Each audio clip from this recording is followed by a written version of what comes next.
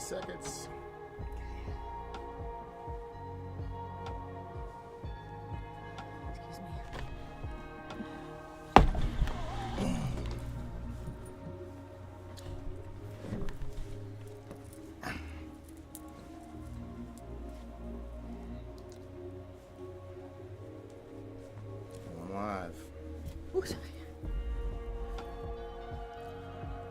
What's going on, you beautiful people? Hello. Welcome to our stream. Welcome to our stream. This one's going to be a short one. I am going to be in a couple discussions, and so I'm posting this video because, like everything with me, I have some nuances to the ideas that I have, and I want to explain them. Okay, so having said that, We're ready. Here we go. Here we go. Let's do some brief Christian theology, okay? Here's the idea. Human beings are infinitely valuable because they're created in the image and likeness of God. True. That's the reason why we can do amazing things like go to the moon, although my wife doesn't believe we went to the moon. But there's other amazing things that I can be confident that we've done. But because we've sinned, we also have a sinful nature, which is why we are currently engaged in all these wars and killing each other and laughing at people being killed, etc. And God looked down and saw this mess and said, I'm going to leave these people in this mess because they got what they deserve. Nope. God said, I'm going to come down in the person of Jesus Christ. I'm going to live a perfect life. I'm going to re-show you how to be a human. And then I'm going to die. And then I'm going to rise from the dead. And anybody who believes in me and trusts in me, I will turn into me. I will teach you how to be a real human being. That's the gospel. You say, hey, that sounds like a good deal. Jesus did all the work. Then he died. And all I got to do is trust and believe in him and all my sins are accounted for. Yes. But he created us on the earth for a reason. Right? And so you got to learn how to be a human again because sin dehumanizes us. Yeah. And so that's why Jesus is called the image of God, because he is the only person who knows how to truly be human.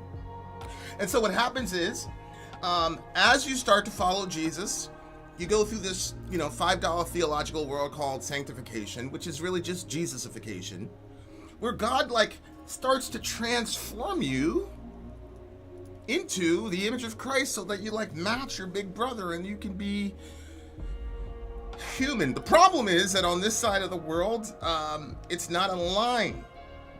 Everybody wants it to be a line. Like you start at A and then you end up at Z and then boom. But what about the alcoholic? What about the guy who's got 9 generations of alcoholism in his family? And now he meets Jesus at the age of 35 after 25 years of hard alcoholism. Is he going to change overnight? Well, obviously not. But can he experience victory over alcohol? Absolutely. And while that happens, is it possible that he may fall into another season of alcoholism? Fortunately, yes. Anybody who's ever been in Christian ministry understands it.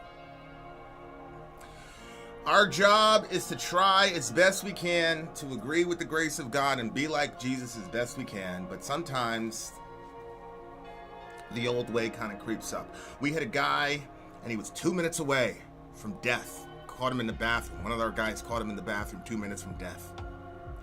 And we detoxed homie, we prayed over homie, and then we sent him off to Teen Challenge.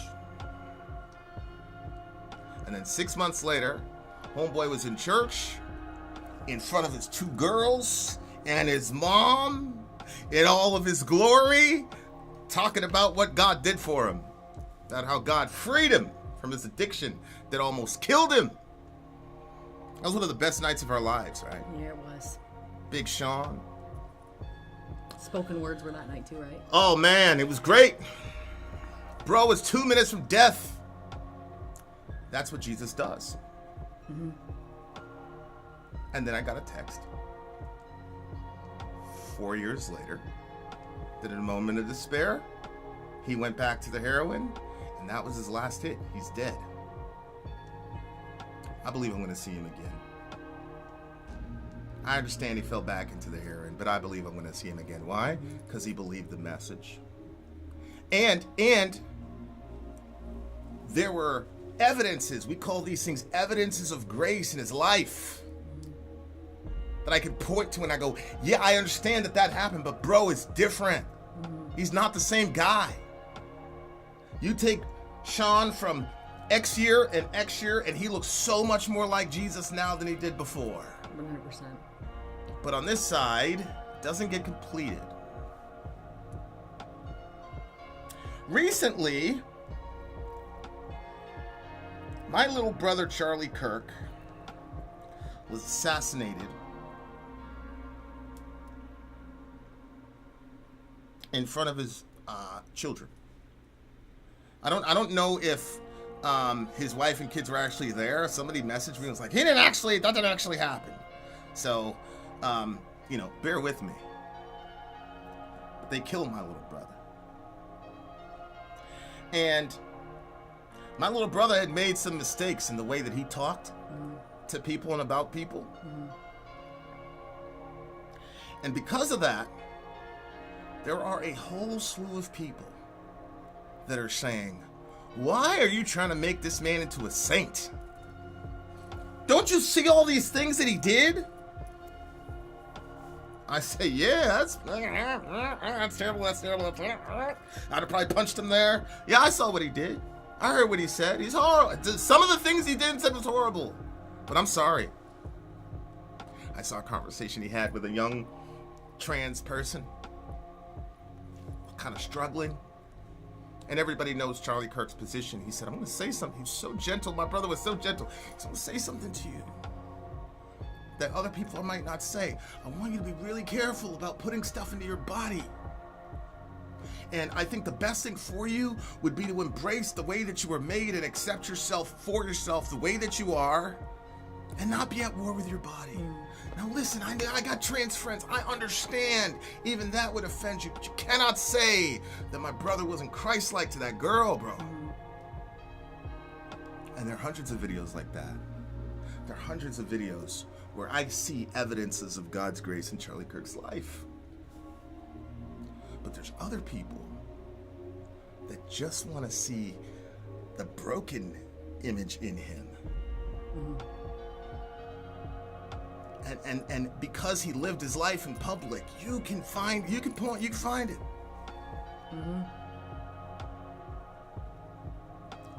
And because there are things that you can point to, these people have absolutely no compassion whatsoever for his wife, his kids, his memory, the people who are absolutely crushed by what happened to bro. Crushed. Zero compassion. You know what they say? I just heard preacher. Why should I give compassion to someone who showed so little? The pastor said that? And the entire congregation, yeah!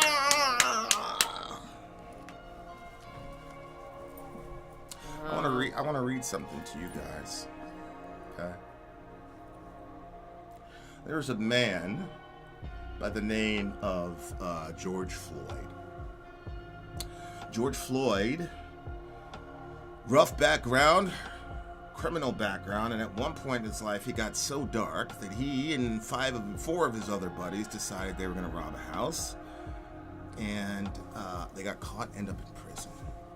But in prison, George met Jesus. This is George's life after he met Jesus. Post-prison involvement. This, by the way, is verified by the almighty Grok, the almighty Gemini. I've got a subscription to Gemini. Gemini is the AI tool for Google. I also have another AI tool called Perplexity. And of course, ChatGPT. This is a combination of all of these things. Okay, this is not just one source. After serving time for the armed robbery, Floyd joined Resurrection Houston a Christian ministry focused on discipleship, social justice, rehab. He became a key person of peace, helping the church establish outreach in the Third Ward's CUNY homes known as the Bricks. Pastor Patrick Ngolo credited Floyd with advancing the gospel there, saying he was sent from the Lord to open doors for ministry in areas that pastors couldn't access personally. Because, you know, they grew up in seminary and they had a mentoring youth through faith-based program. From 2014 to 18, Floyd mentored young men in the Third Ward using basketball tourneys and Bible studies to steer them away from crime and violence. He collaborated with Christian hip-hop artist Corey Paul Davis, who recalled Floyd saying, "If y'all about God's business, then that's my business," and offering protection and support for church events.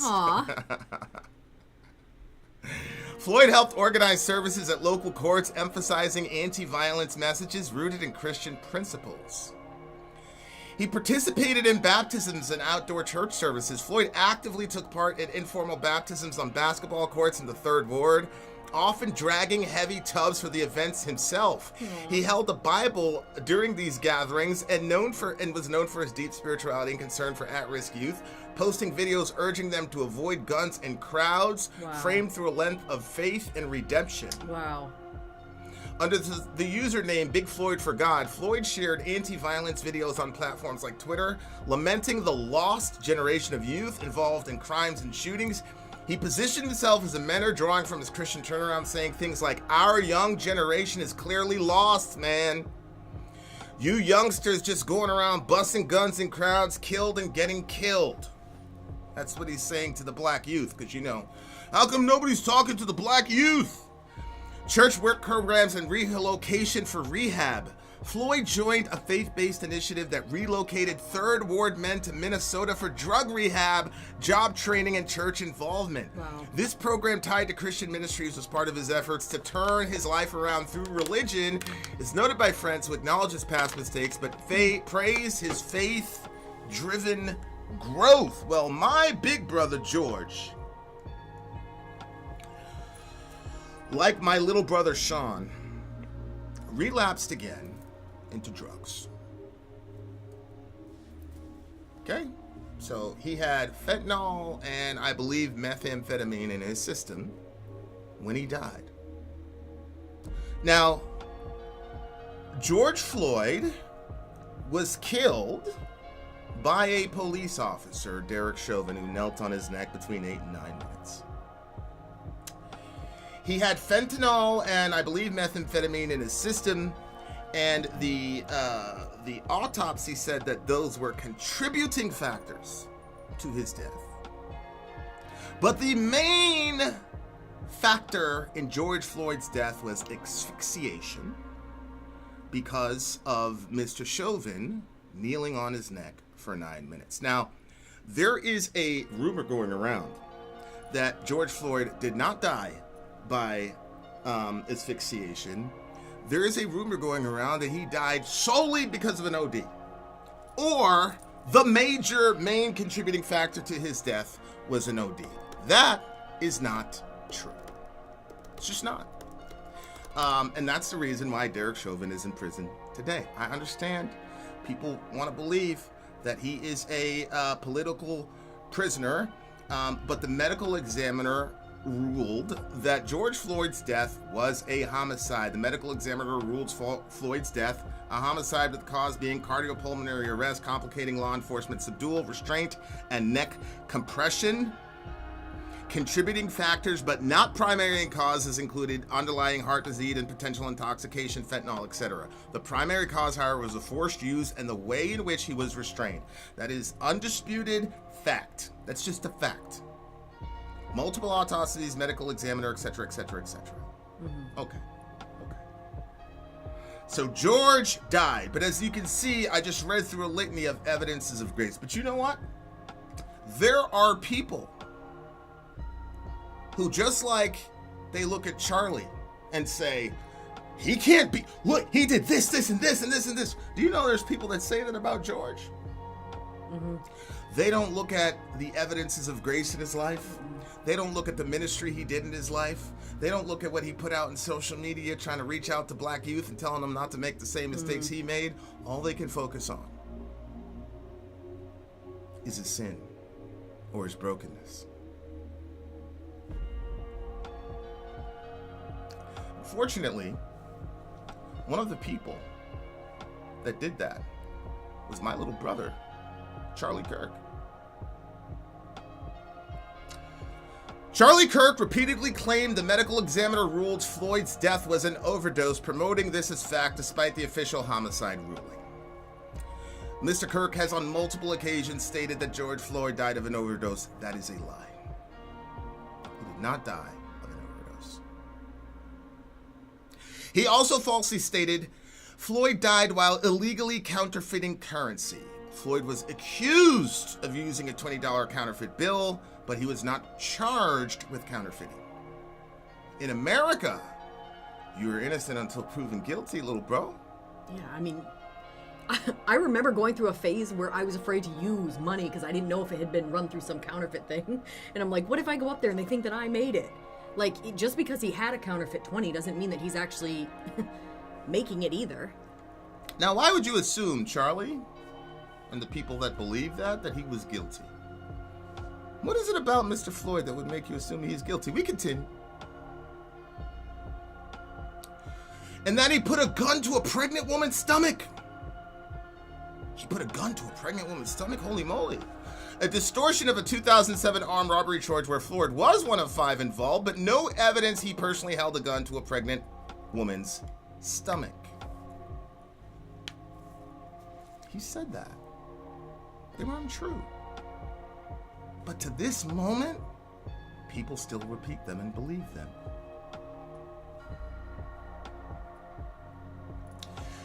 We've had a lot, I'll tell you, there's so many things about Charlie's death. The death itself, I believe Charlie's one of the luckiest people on the face of the earth. 31 years old, lived his life, ministered, loved his wife, loved his daughters as hard as he could, loved his Jesus as best he could, felt a little mosquito bite, turned to the left and saw Jesus. Okay? Bro is straight. Mm-hmm. Believe me. Mm-hmm. True. But you know what's crazy? I don't feel no pity for Charlie. Like I said, I'm not going to feel no pity for Tom Brady after he wins his 7th Super Bowl. I got no pity for you. Jealous of you, boy. But you know what did kill me? Whether or not that woman and those two that girl and that boy saw their father and husband be murdered, it's online. And I'm sure that the wife has seen it. And I'm sure the kids eventually are going to see it.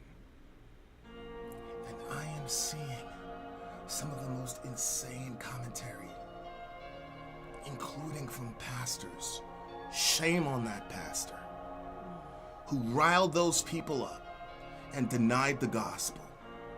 He said, he doesn't deserve my compassion. How much compassion did he show to George Floyd? Well, the name of the game in Christianity is not what people deserve. No. Nope. The name of the game in Christianity is grace and Jesus. And at minimum, it's Christianity 101 to pray for your enemies. But let's get away from that. I've been hurt by the cruelty. This man was slaughtered on camera. It was gruesome and horrific. I'm hurt by the cruelty of people that can't consider in the age that we're in, saying these things when you know that his kids will be able to see you say these things about his father, about her father, about her husband. This dude got people connected to him that love him, and you guys are saying this craziness. And here's the crazy irony. They believe that they're in the right to do it.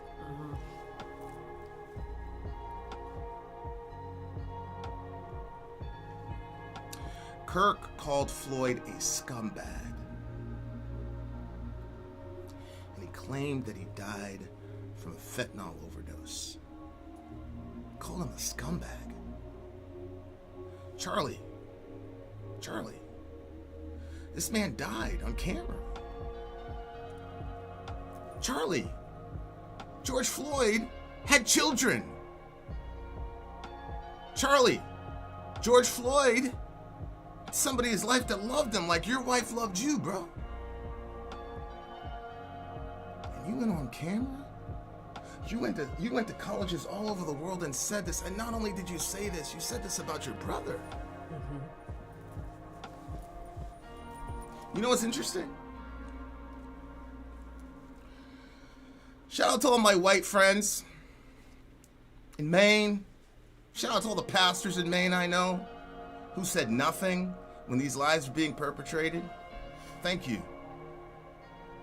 You know, I've watched you in the hagiography of Mr. Charlie Kirk, and I've watched you overlook his numerous public sins rightly. I've watched you point to the evidence of God's grace in his life rightly. Because love covers a multitude of sins. You said nothing when this man was being slandered. Nothing! Nothing. You said nothing. When those 23 people got killed in Buffalo, you said nothing. This was a white dude that shot up black people, killed 23 of them, wrote a manifesto and specifically said he wanted to kill a bunch of black folks, and he did it. You guys said nothing. You posted nothing. You mentioned nothing in your sermons at church. And the black folks that had the misfortune of being in your congregations had to carry that pain by themselves. And then what happens is they turn on Facebook and there's all of this weeping and mourning. And then there's this man was killed on camera in front of his children. And the black folks are saying, well, what the... hello? Yeah, yeah. So I said, shame on that pastor. I'm strategic. Shame on y'all. You guys are the reason that we're here.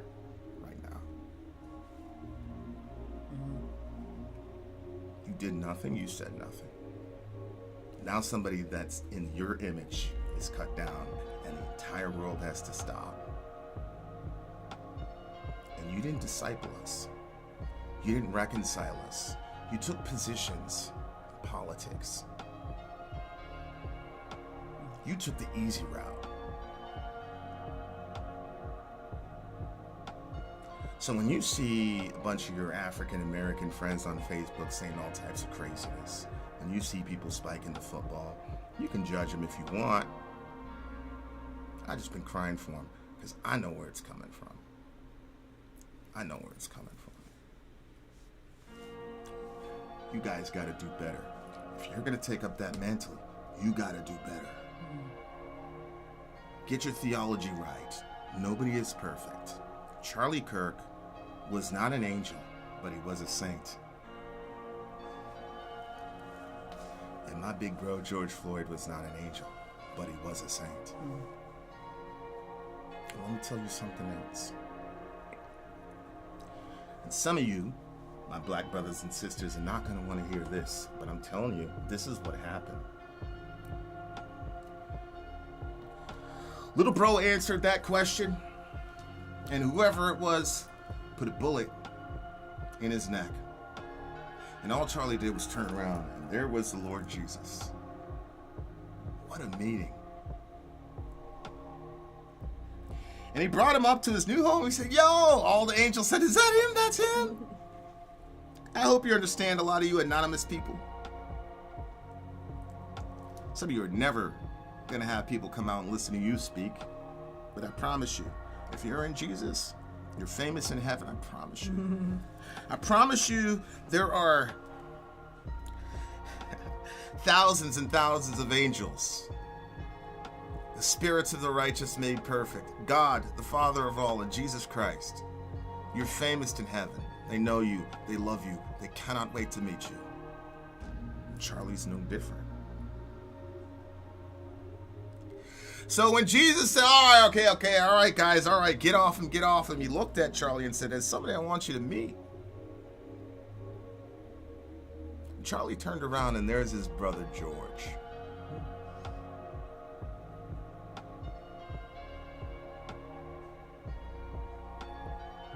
He said, big bro, George said, man, you better come over here. Everything's new here. Everything's new here.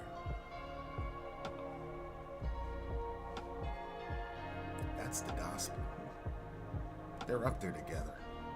I promise you nobody can separate those two. They're like this. I promise you that. But for the rest of us here, the person that I'm hurting for more than Charlie and the people in his family is Candace Owens, man. Because she and Charlie came up together. She's hurt. And here's somebody that she loved dearly getting just completely excoriated. But my sister,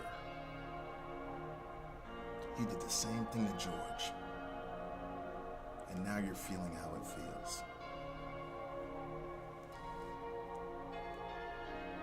All you people that are hurt about what these people are doing about Charlie Kirk, many of you did the same thing to your brother George.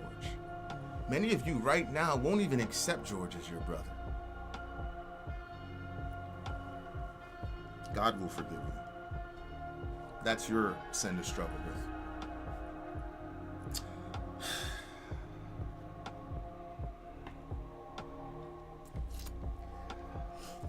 All I can commend to you is Jesus Christ and Him crucified.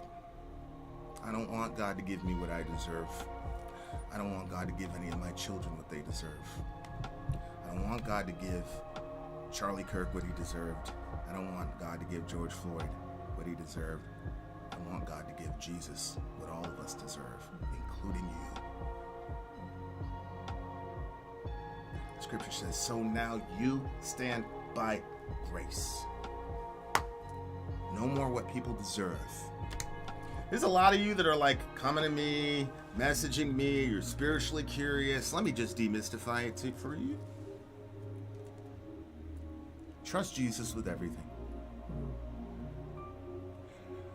Spend 3 minutes a day in your Bible and get around Christians. That's it. Full stop. Trust Jesus. Read your Bible 3 minutes a day. Believe and live whatever you read. Get around Christians consistently. Don't put anything else on it. That's it. Some of you are saying, what do I do? How do I go to the church? Just come in. When am I supposed to wear clothes? Just wear clothes. Please. But that's it. That's it. And every day that you spend in those 3 minutes, Jesus will Jesusify you. And people will not recognize you in a year. Because you're going to start to look like your big brothers. Because the scripture says that when they get there, it says they become the spirits of the righteous made perfect. All right, guys. I would add one more thing. You know, the Bible says that God is love. So love is the highest principle. And one of the things that we're seeing that is sort of like hard to reconcile, like you said, is the way that people, the comment sections, the reactions that people are having, or the way that you just overlook somebody else's, and then how, you know, like the inequality of what's going on. But if we take love as the highest principle, then we're going to treat people like we would want to be treated. And that's when we would ask ourselves the question, like, okay, like if our kids, if this was me and this is my kids and they were going to read this comment section, what would I want them to read? What would I want them to run across in the wake of my absence? And then, you know, as far as the whole being made in the image and likeness of God, because God is love, yes, going to the moon reflects his image. I don't believe we went, but ridiculous. It's ridiculous. We went to the moon. Well, some things are weird. Anyway, but when you have shoot, I got distracted now by the image of God, yeah. Yeah, you know, like you're made in the image and likeness of God. And so yes, going to the moon shows that, you know, like, because there's the creativity to God, there's ingenuity, he created us, so like us being able to make things to go to the moon, if we actually did that, great. But the greatest and the biggest way that we show the image and likeness of God is in the way that we love each other. And that is reflected in the crowds, the comments, the everything. And it doesn't matter the color of your skin, your status in life, whether or not people like you, or people, like you said, even want to hear what you have to say. Like, none of those things, at the end of the day, like, love is the highest principle. And like, when we can start all loving each other collectively, that's when we're gonna find peace, and that's when we're gonna find that reconciliation, is when we can start overlooking these. That's the other thing too. You know, there's that story where the woman was caught in adultery and she was brought before Jesus, and they threw her before Jesus, and Jesus said, look, whoever is without sin, let him cast the first stone. So there's something that we're supposed to be like in the forefront of who we are. We have to be aware of who we are. And it's easy to put our stuff to the back and be so frustrated, and so easily to poke up other people's sin and the other things that other people do. But we got to pull that out front, and we got to say, yeah, but I'm all of these things, and I've done all of these things, and I've been ashamed of all of these things.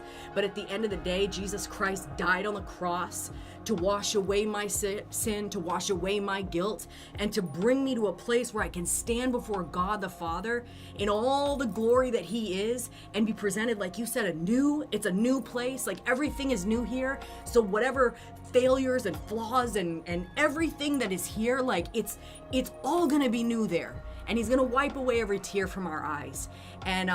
And it's gonna be a place that is, when you have these people that talk about their near-death experiences, some of them, when they end up over there, they say that there is that love itself is, some of them say love itself is almost like tangible, like you can smell colors, and you can taste sounds, synesthesia. and like it's, that's called synesthesia.